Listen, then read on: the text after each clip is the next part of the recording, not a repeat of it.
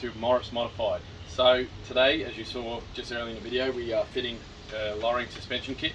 Now we've had a lot of experience, well I've had a lot of experience fitting KW kits, H&R, white line and stuff like that. We ideally want to go with KW in the future. We would have wanted to go KW now, but as I said, we're not made of money right now, and this is obviously the most cost-effective kit you can get on the market right now.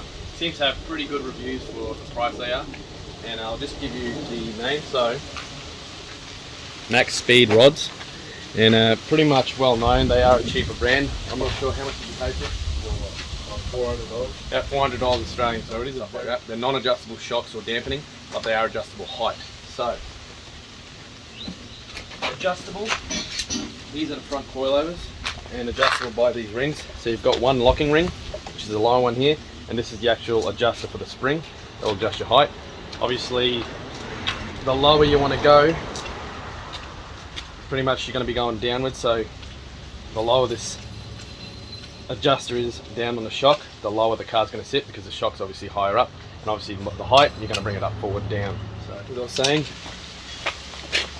to go over height, you want to raise the spring adjuster to get low, and obviously to lower it, you want to lower the spring adjuster. So anyway, this is the Max Speed rods kit. They don't look like a bad kit at all. We'll see how they go. Should last us a fair while. The reason we're doing the suspension mainly is because the rear shocks are knocking, so they're cavitating internally, and they sort of give a nice knock. You probably heard it in your Mark 5 or Mark 6. It's pretty common across the Golfs, and yeah, this is to sort of get us by for now while lowering it, and hopefully improving the ride and make it a little bit more stiff anyway. So should get us by for at least a few years until we have a bit of extra dollars and we can actually upgrade to the proper stuff. But yeah, as far as we're aware, this is a pretty good kit, especially for its price. So the different thing we're doing today is that I will not be carrying out the work. Jordan's going to be my apprentice, and he's going to be fitting, lowering, doing the entire job himself while I oversee it. So I'll be going through what I do and pretty much what I train my apprentices. A lot of people might have other methods of doing this, but as far as my, what now, 8-9 years in the industry, this is how I've been lowering cars, this is how I've been preparing to lower cars. Obviously not at home, it'll be done at a workshop on a hoist, but we're going to do it here at home and get the job done. So anyway, Jordan's about to get into it, so let's do it. Okay, so before you start lifting, putting it on the jacks, putting on the jack stands, whatever, you want to get the ride height measurements before you even start the job. So we're going to measure from the very bottom of this rim on the tape measure through the center cap to the bottom of this guard here. That'll make sure that the measurement you're getting is actually center of the wheel, so you can get the most accurate sort of measurement of height as possible. Alright, so we're measuring with the metric system here, measuring in centimeters. So the measurement we've got here is about 59.4 centimeters. So that'll be on the front left passenger side. Obviously we're in Australia, so this is the passenger side, which is the left side of the vehicle, and we'll be writing that measurement down here in the notepad. Now this vehicle has got roughly about 230,000 kilometers on it. You will find on some OEM or stock setups from factory, it will be actually higher on the driver's side of the vehicle, because obviously that's where the driver sits most predominantly, and you want that to be a little bit raised compared to the rest of them, as it's going to carry the weight of the driver and sort of stabilize the height of the car. But here we've got, what have we got, John? 58.2. So here we've got 58.2. So it's actually a little bit lower, and that's due to sagging from the driver, as I said, driver's seat being on the right side of this vehicle, and obviously the driver is in the car a lot more than any passenger. So this is actually sagged just a slight amount, as you can see. So when we fit this suspension kit, we'll be raising this side, this corner, just a slight bit higher than the rest of them. I've always done this. This is how I do it. I'm not sure about other shops, but this is how we're going to do it today. So just maybe a few centimeters, maybe a centimeter higher, maybe a few turns higher on the ring, and it should hopefully get us a nice even measurement across the board here.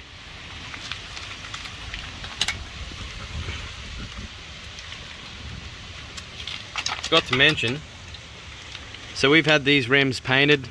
Obviously you saw in the last video, I think it's been a month now. Yeah.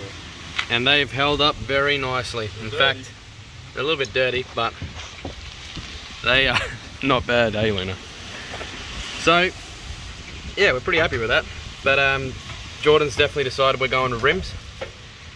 Not sure when yet, but anyway, these will do for now.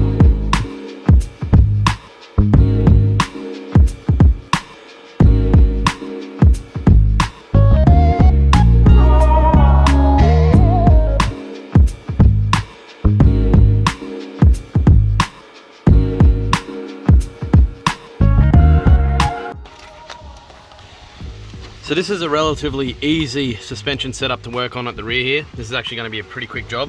So what we're going to do first of all is we're going to remove the spring to give us some space to get to this lower shock bolt here, which is a 21mm. So, as I said, an easy setup. You don't have to touch the sway bar in this one. On Mark 7s and Mark 6s, Mark 6 is the same. Mark 7s you do. The actual sway bar link is actually integrated into the lower control arm. But on the Mark 5 here, it's literally just this one, bolt here. So that's an 18mm. Bolt head on this side, nut on the other side. I always do one at a time so that don't forget. You want it to go back the way it came out. So Jordan, grab your 18. We're just gonna drop this. Now usually for safety, we're gonna put this jack underneath this control arm right here before we remove this. Now when we're positioning it, so slide it under, Jordan. You're gonna give yourself enough clearance to still get to this bolt on both sides. So you want it roughly around here or flat place. It's pretty much just gonna stay in place and then you're gonna drop the spring out. So start lifting, Jordan. Back into place, it'll be right. Keep going. Right, that's all. You just want to take pressure off. You really want to get it sort of loose so that the weight's taken up and the bolt's actually easy to get out. So we'll drop it down just a little bit more. Right, stop there. Okay, now we'll loosen this bolt off.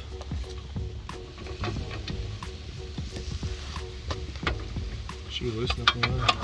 Yeah, then put the rattle gun on it when you've got it loose enough and you've cracked the bolt.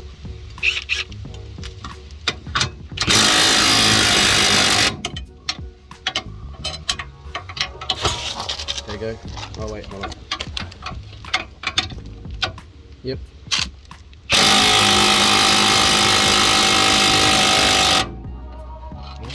Yep. Till it comes all the way out now. Keep going. Okay. Now drop the jack.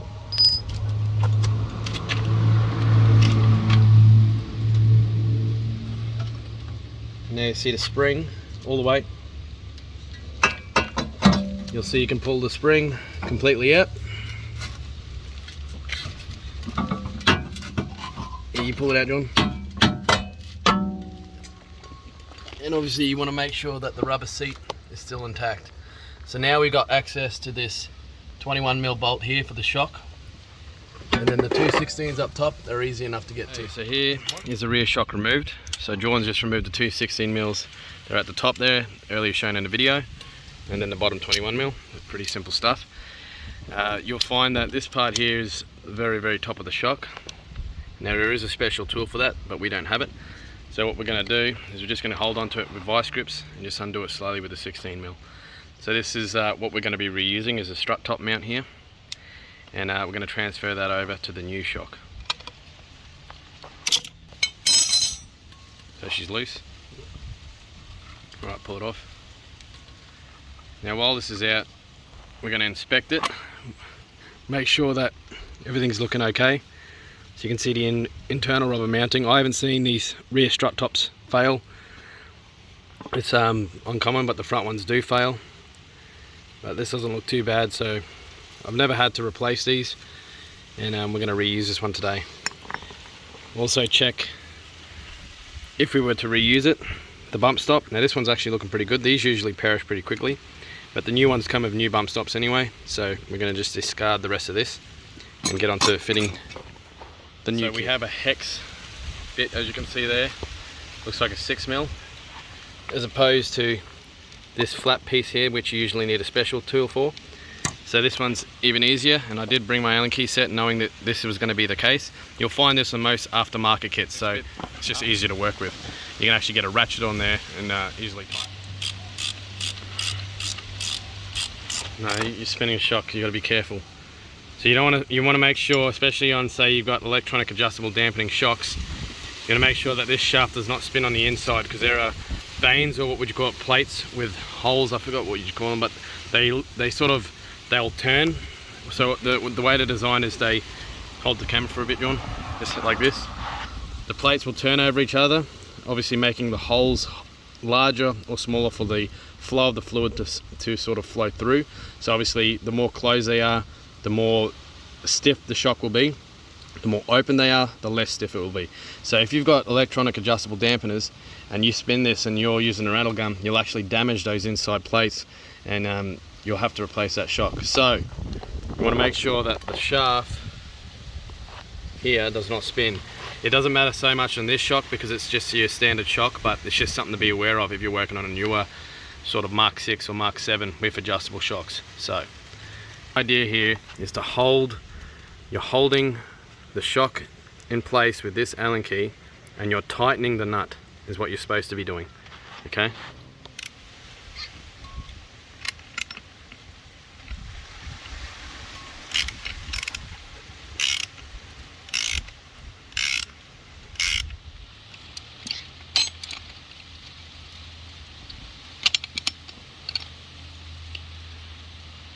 So the best spanner to use, which I forgot to bring, is a 0 offset.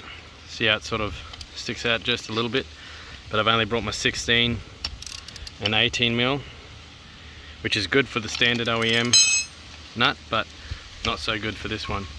So what we could really do is reuse the OEM one here and put a bit of Loctite, the thread locker on there, but it's just best to use the new stuff when you've got it on. And you've pretty much just put this back in the car now.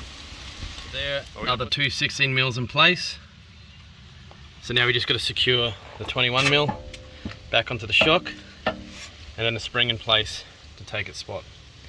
Now the adjustable ring will go up top here, but we'll get to that shortly. Okay, so pretty much universal across all suspension kits. Usually the labeling has to be upright, which will be upright when fitted to the car. So here, this is the front coil for the front suspension. And here is the rear. So you'll see the labeling will be upright. This side will be on the actual rubber mounting, which is why it's still curved. So we actually retain and reuse the factory bottom rubber mounting. This will coil into place and the adjustable ring will go on this flat part here.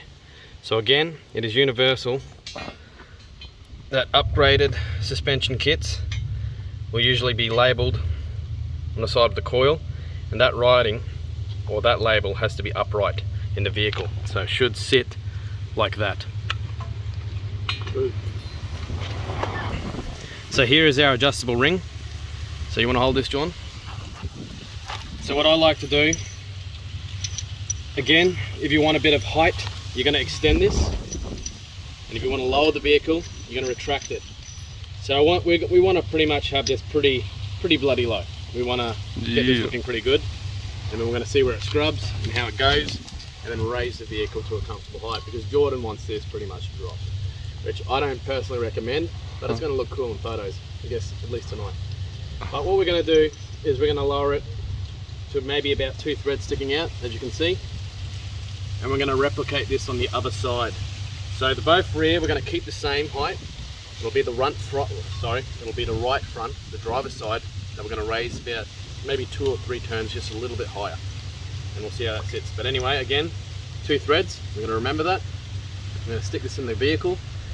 Once this is all tight, this will not move on the spring tension, or it shouldn't move.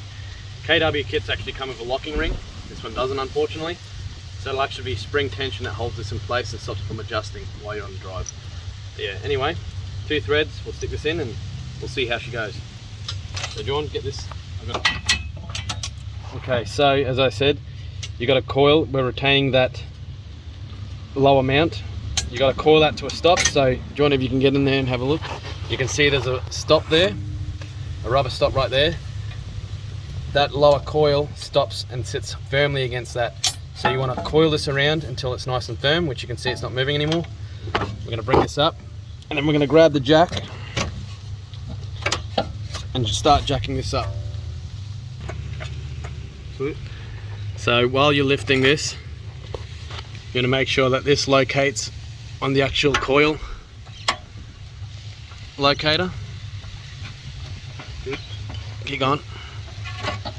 And we're going to bring it up until this lines up. Stop, John. Okay, lower it just a little bit. Yep, now grab your bolt, 21mm. So usually you would tighten this before you stick the coil in, but because this is a lowered kit, this actual shock is a little bit shorter. That's a 621. 21.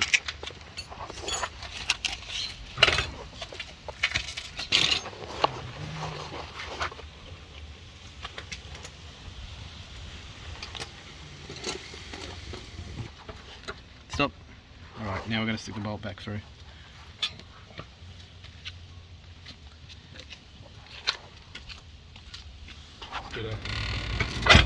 Yep. You're just locating that bolt hole there. Yep, that's good. Hold it there, go a bit down a bit.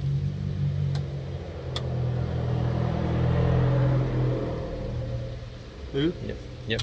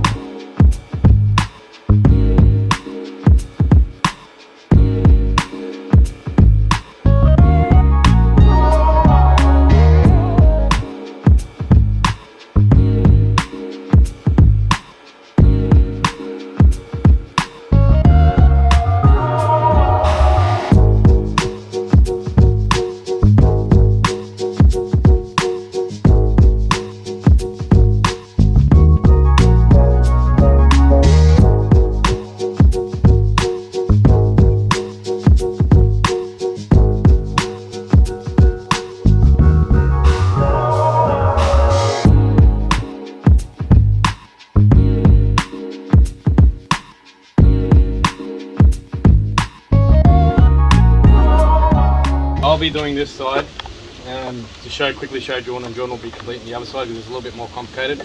I'll also be doing the side with the brake pad sensor. The other side doesn't have it on this Golf. So Mark 5s only have one on the very left front, and I think Mark 7s have one on each side, and maybe two at the rear as well. But we'll see. Anyway, we've got to remove pretty much everything. So we've got to remove the CV shaft bolt, which is a 24mm right there in the center. We've got to remove the caliper and hang it out of the way.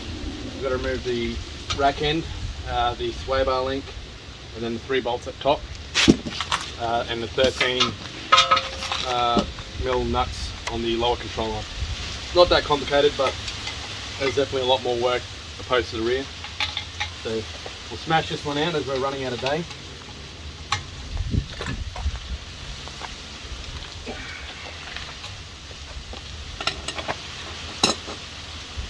So I'll show you how quick these jobs can be done. So Jordan, if you want to have the camera and watch what I'm doing. I'm doing everything. So you just want to pull the piston back just slightly. Brake pad sensor here. You don't want to damage that obviously, so you want to be very careful, but you want to undo this first. So the quickest trick to pulling any of these plugs off is you push them forward first while holding onto that clip. I mean, it should just come undone as so. And then you got your ABS wheel speed sensor right there. Same thing. You're going to push down on the plug. So push it forward towards the connector first, then pry up on the clip, and it should just pop off.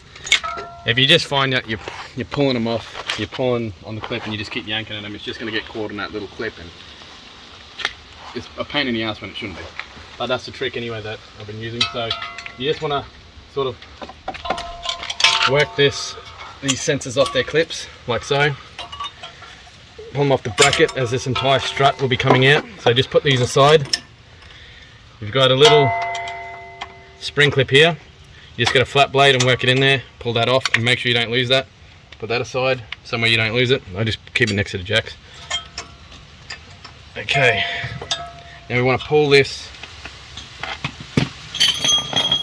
caliper off. So it's just 21mm each side.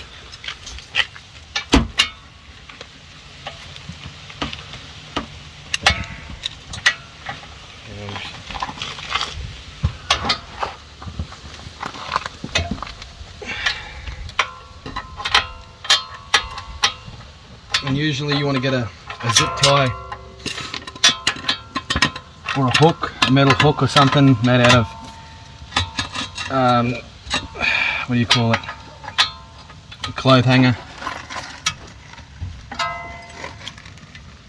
so that you can hang the caliper on there and not damage the brake line. I haven't got any zip ties on me, but I think we're low enough to the ground here at home to like sit it on the ground, so if we were at work on a hoist we wouldn't be doing this. But as you can see, there's heaps of slack on this brake line, so nothing's being stressed. And on this vehicle and this design here, the brake line's actually sitting down anyway. Some of them will sit 90 degrees and then you're actually pulling the line at 90 degrees here where it's hanging, and you can do some damage. But in this case we're not worried, we're alright.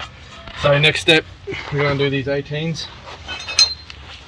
So sometimes these can be a pain, easier done with the rattle gun, but they get caught on the actual ball joint and that's when it can be more annoying than it has to be. But hopefully this one comes out. Oh, I'm not going to get that in there.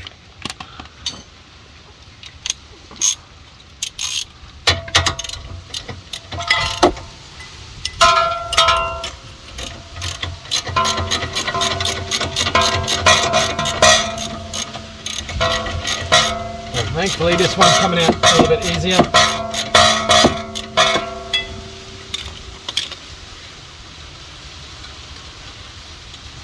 I'm going to put this 18 aside and remember which 18s you pull out which first. No, because I've got to clear codes now. Oh shit. So usually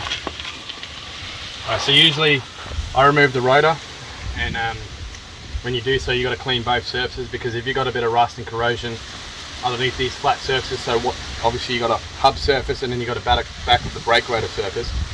If you got a bit of debris, rust or whatever, it'll sit sort of off center, it won't sit flat against that hub, and obviously you're going to get brake shutter or what feels like a warped disc when it's actually the disc not sitting right. If it's really bad, obviously you can do some damage, but I want to avoid, it's going to make the job a little bit harder, I want to avoid moving this rotor because I don't have the whizzer or air compressor here at home. I mean, I could use a bit of Scotch-Brite, but I want to save myself some hours.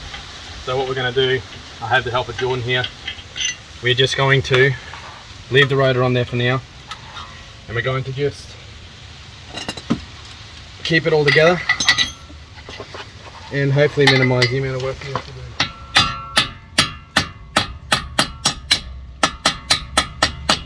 So some of these CV shafts can get really heavily rusted in season there. This one wasn't too bad so far. Let's see how it goes. So you can see under there 3 16mm nuts attaching the lower ball joint to the hub, and that you just separate this and pull this lower control arm downwards and it'll just pop off.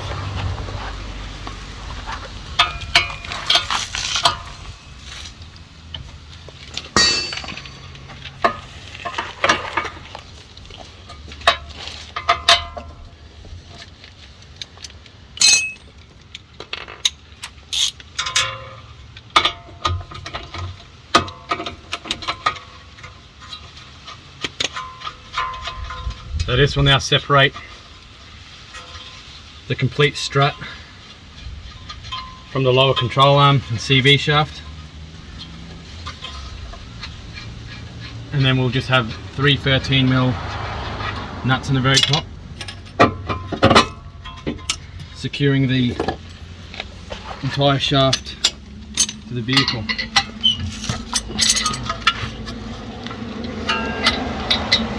Oh, we forgot one thing.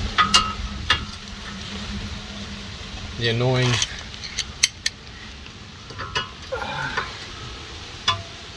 back end. So hopefully, this should actually come out pretty well because the ball joint will be semi-seized in there. They're usually a prick to get out. Alright, so that's off. Right, so it's cast iron. If you have aluminium components, you cannot hammer them as you'll crack them. This is a cast iron hub, and you'll see most cast iron components you can hit. It's advisable that you actually use a ball joint splitter here. I don't have one at home, but I've got a hammer. So what you want to do is, now that I've removed that nut, you want to put this back on so that you don't damage the thread on the lower ball joint when you're heading away at this. You want to be as accurate as possible and hit it right on that part right here. If you hit that, you'll bend the actual stud and you'll be in a bit of trouble. But right there, so one good whack is all you need.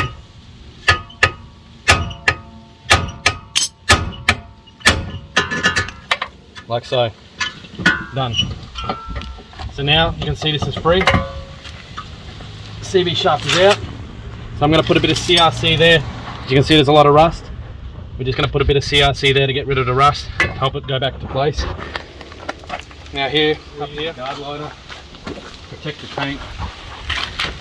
My mechanics, not panel beaters, here today, so we don't want to damage the paint and cost ourselves something we don't want to have to replace, or extra work we don't want to have to do.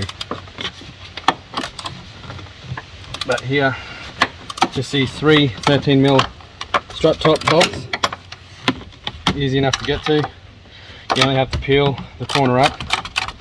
So what I like to do is I remove the hard ones first, the ones that are difficult to get to, which are obviously further in there, and I leave the one on the outside, most outside on. Now, as I said, it's a bit harder to do this on the ground. The strut complete assembly is a lot heavier, especially since I've left the rotor in place. But I've usually never needed a hand, but it's best to get a hand when you have it available. Avoid you getting frustrated for no reason, make your job easier, and avoid hurting yourself or damaging components. But let's see how we go. I'll just show you what I do at work. I sort of cup the hub and strut my hand as I feed it into place. I've done the thing front, so I sit here, my hand underneath the strut, I hold it up, and this is going to be heavier than usual because, as I said, I've left the rotor on. I don't want to have to clean the surfaces. I push it up. I might need to loosen that a little bit more actually. There it is. Okay, so I push it up, take a bit of the weight away from the bolt.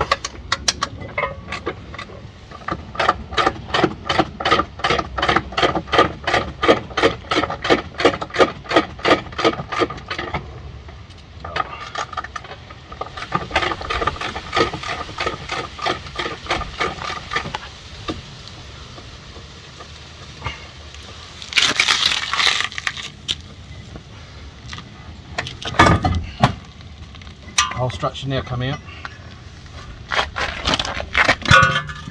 and there we go, the entire strut removed from the Golf. Alright, so I ran into a little problem where I've forgotten to bring home, I think it's a 12mm multi-spline, it might be 14 actually, so I'm going to try and get around that by hopefully loosening it enough. The problem is this is a nylock, so I'm going to need to hold onto that with something while I loosen it, but we should be alright. Let's see how we go. You're always going to run into issues, especially when you're doing stuff at home. Also, you want to try and avoid damaging the rotor as much as possible, so put something underneath it just to limit.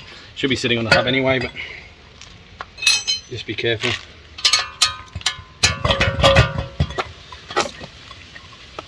Alright, so we're splitting here. to get this strut in. So this takes the place of the old McPherson strut. You've got sleeves here as well. It might be for a different model, we'll see. This could be for a Golf R, for example, but we'll see. So use the rattle gun on the 18, wherever the 18 is gone. Where's the 18 gone? Might be there it is.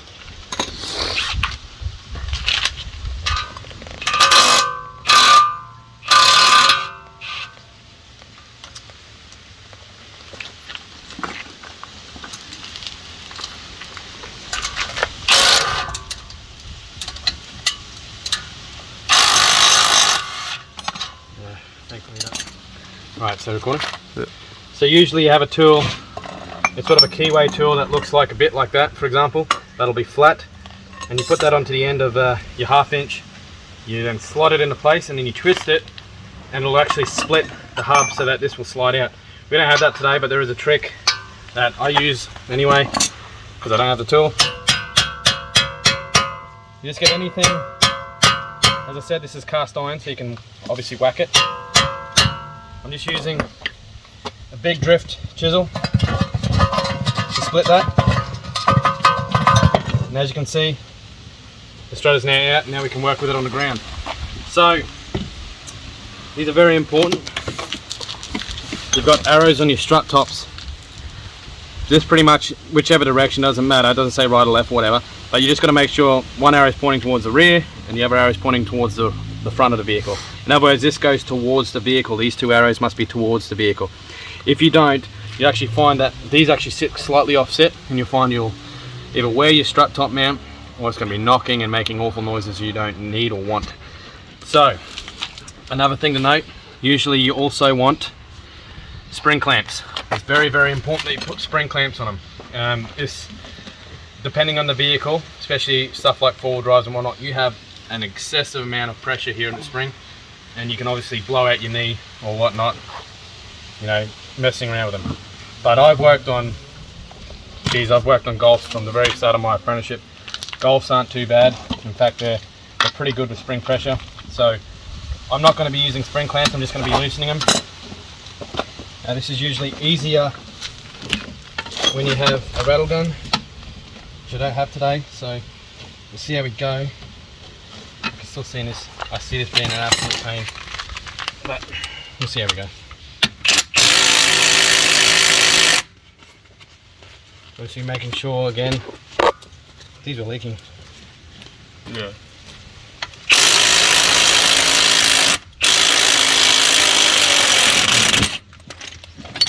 Done.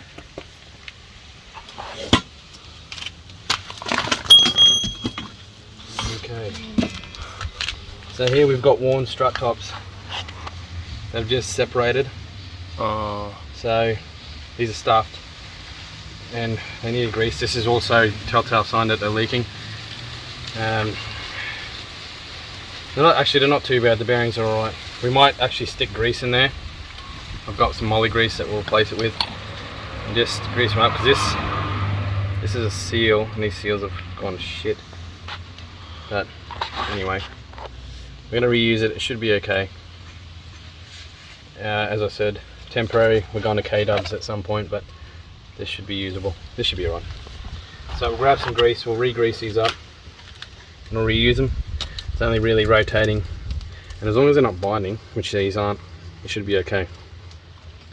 So all we wanted was this. We just wanted the strut top. I'm going to transfer all this stuff to this one, so actually we're reusing it. Bearing grease to these strut tops.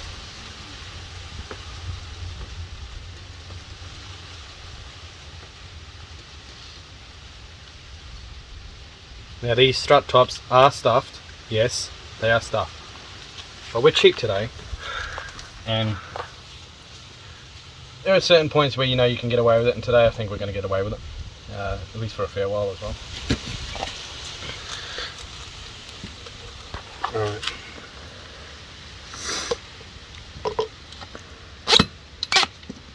So we want to make sure these are even again. So we'll go pretty low So usually I get a set of vernier calipers and I'll actually measure between maybe this face and there, or the bottom thread to the top. I'm just going to count the threads. I'm feeling a bit, well, I am rushing it to be honest, but you can do this at home if you like. I'm going to lock it right here. So this is the reason this kit comes with two. So on the very front ones, as I said, this KW kits and a lot of other kits will come with an actual Allen key, a very, very tiny one that you'll screw into the actual ring, and I'll lock it in place against one of the threads. But this kit has a locking spacer, so that's why you get two of these. And we're just going to tighten it. I'll go a bit lower. You don't want the front as low as the rear on Golfs. They look a bit weird. But we're going to go, this is going to be dropped. Obviously Dawn wants this dropped, not too far, but we're going to go about there and we'll see how it sits. The fronts are also easier to adjust than the rears. You can do this just by jacking the front up. Okay, so we'll just count the threads now. So what do you got here? From the very bottom one that's on this flat surface, so we got 1, 2, 3, 4, 5, 6, 7, 8. We've got 8 threads, so we'll replicate that on the other coilover. Okay, so now that this is out of the way, we can now put our springs in place.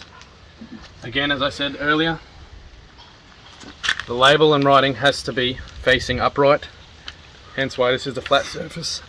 Flat surface that goes against the adjusting ring, like so.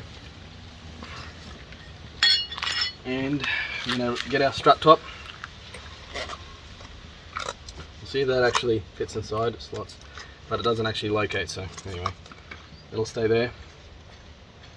We get our strut top, feed it on. Now because this is a lowered kit, when you're replacing standard OEM, say, strut top mounts and shocks, you have to push down, but because this is a lowering kit, as you can see, the springs are already a lot, I guess you could say, shorter or shallower, so I don't need to push it down, so easy enough, just stick the nut back on.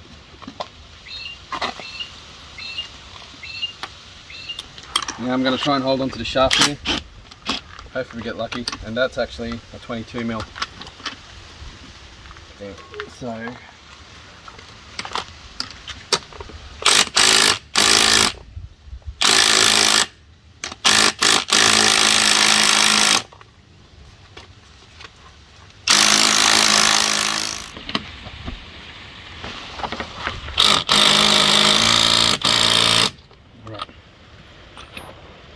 that's in place.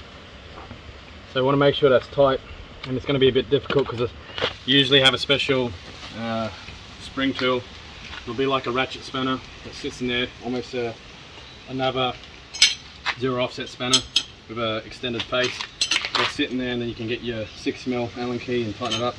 We don't have that, so we're going to hopefully, it's nylock, but hopefully be able to tighten it by hand, because this is against the strut top. Should be okay.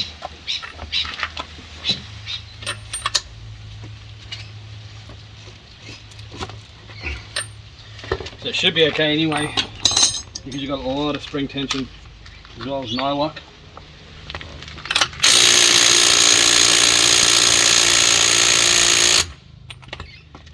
Ideally it shouldn't go anywhere. If you do find it comes loose, you can tighten it later to the top of the strut top here. Alright, so now that that's done, now we can check out the hub and see what bits. So yes, that is designed to go in there. So this is already located. There's no front to left by the looks of it. I believe these are interchangeable. And yes, they are. Just like on the OEM ones. If you've got rust in this surface, you want to clean that up as well with a bit of Scotch-Brite and some maybe Rostoff or CRC or WD-40, but we're pretty clean here. So that's now in place.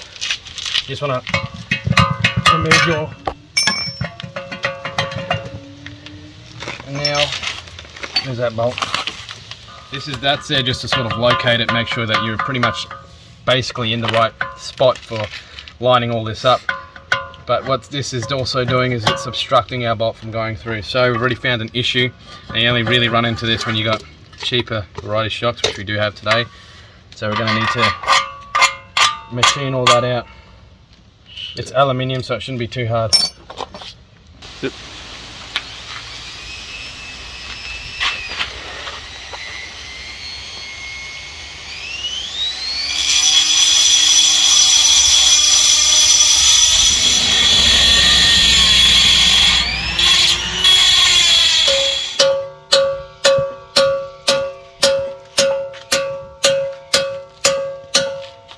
Right.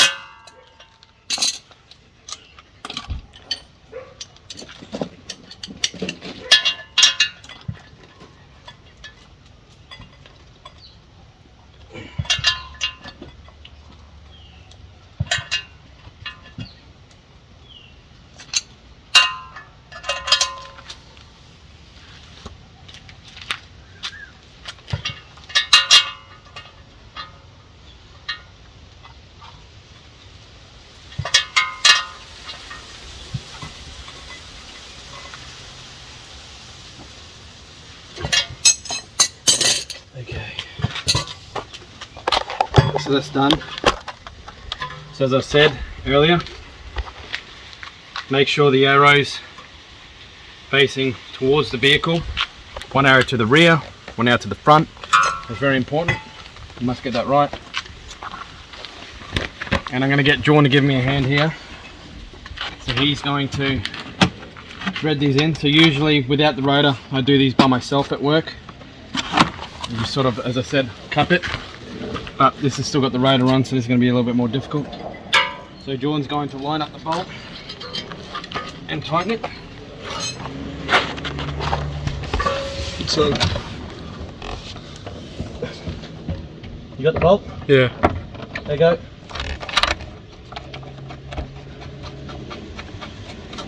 Yeah, first one's in. Okay. And that's that.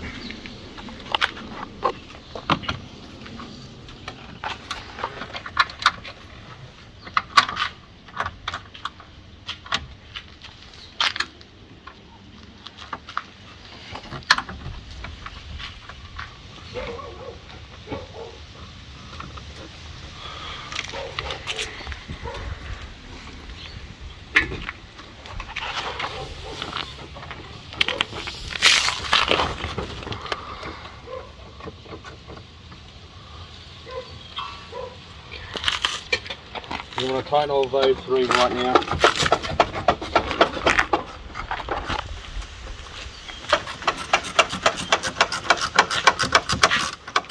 Sweet.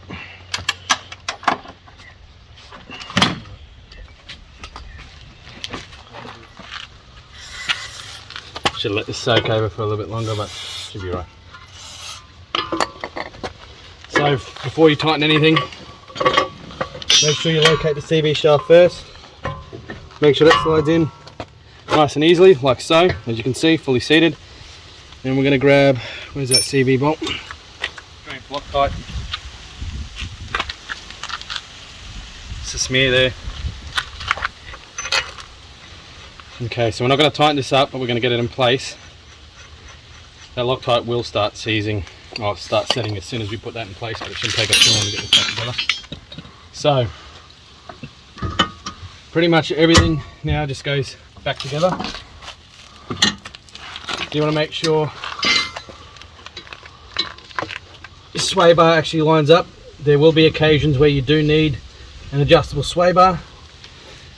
This kit here looks like one is probably optimal, but we should be able to lift that. It should be right.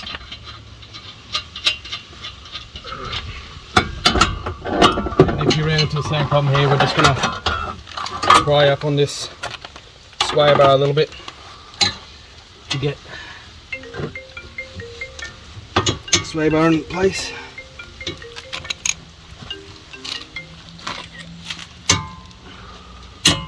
Like so.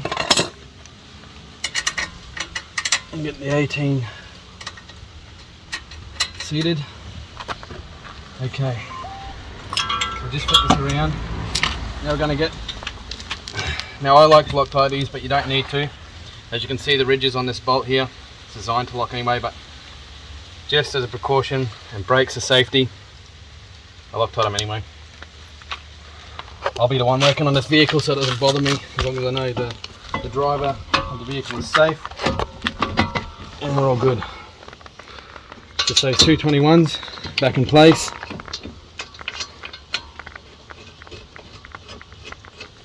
Like so. I'm going to get the brake line in place now, so that all the lines are where they should be before we tighten anything, and that way we don't have to pull anything back apart and start again, because that's just wasting time and annoying. You just have to tap that in place, just slots in place, the brake sensor slots in place, plug that back in. Always make sure you plug all these in, because obviously once you set it on the ground, it's going to be a real pain to try and get to these again. So now that's all pretty much done, we can start tightening everything. So all these nuts and bolts are basically in place.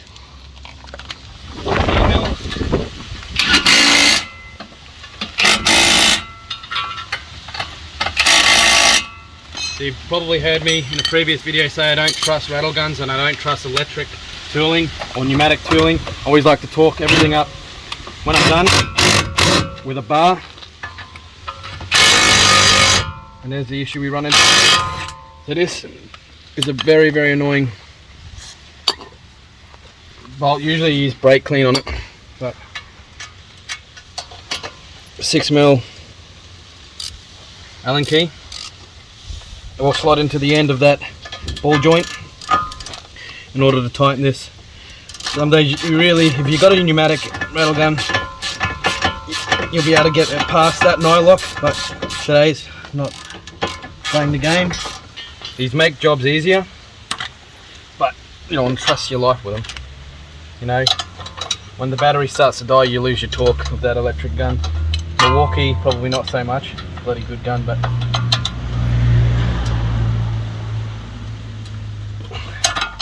when you tighten it by hand, you know. Especially steering components, such as this. And that's done. Right.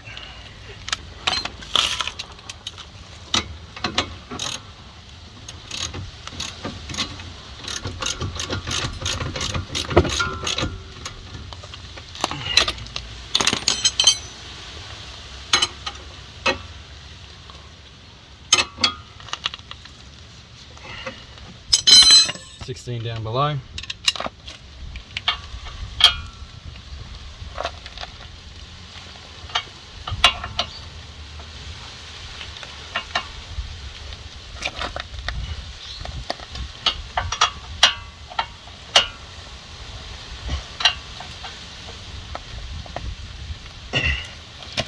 And now the 21s.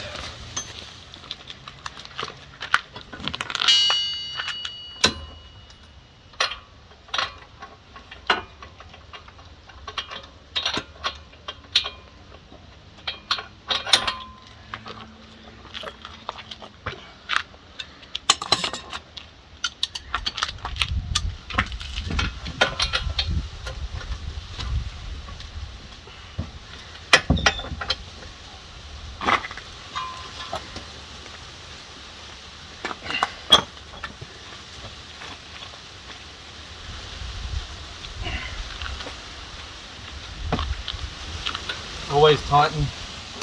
If you're doing what I'm doing here, it's bloody risky. Tighten the bar with an open palm. You don't want to punch the ground. Okay.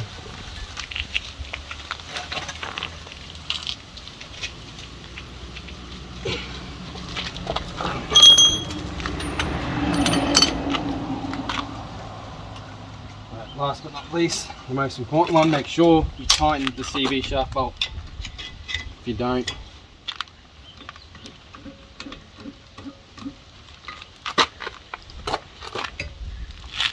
you probably want to get someone to push on the foot pedal and hold the brake, so the brake pedal. But I'm going to cheat here. And this has got to be FT, which is effing tight. There's a torque setting, but just go really tight, man.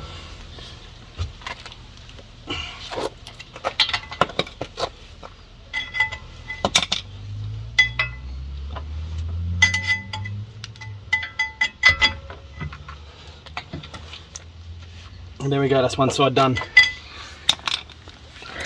Okay, so now Jordan's going to do the next.